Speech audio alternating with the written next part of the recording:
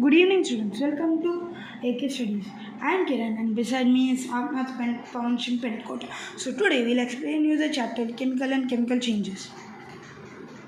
So now, in this chapter you'll learn about chemical substances, chemical symbols, chemical formula, chemical equations, chemical changes, physical changes. So chemical substances. So what do you know about chemical substances?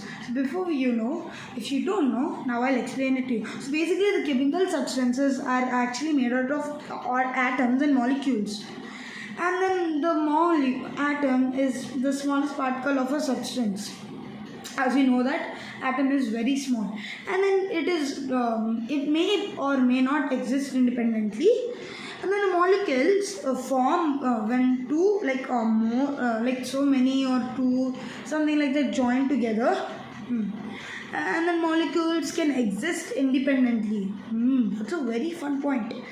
And the chemical substances are divided into major groups, like basically pure substances, mixture, pure substances can be elements and compounds. So we'll see about the substances.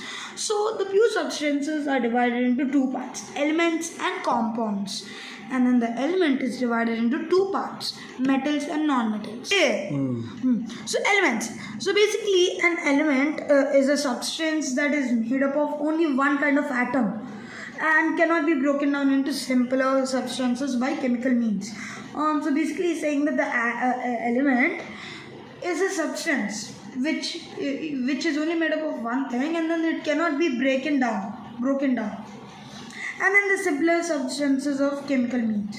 And then an example is silver, gold, aluminium, hydrogen, oxygen, etc. So each element has it, like basically it has its own distinct or set or properties. So now we'll go to compounds. A compound is a substance that is formed when two or more elements combine chemically. So basically, he's saying that when some compound that is formed when there are more, like two or more, are formed chemically. The smallest particle of a compound is a molecule, which shows all the properties of the compound. And then however, for the properties of a compound are entirely different from those of its constant elements. So then he's saying that the smallest one of the compound is a molecule which is showing the properties and all. So then an example is hydrogen. Hydrogen combines with oxygen, etc. So now we'll go to mixtures. Mixture consists of two or more substances, and it is simply mixed together but not chemically combined. So this is a physical combination, and for an example, we'll give an air is a mixture. It is a variety of gases like nitrogen, oxygen, and a water vapor, etc. And then a mixture can also retain its properties of its compound. So then an example is a mixture of iron, filings, and sulfur. Like both of them retain their own characteristic property. Example is iron is attracted by a magnet, etc.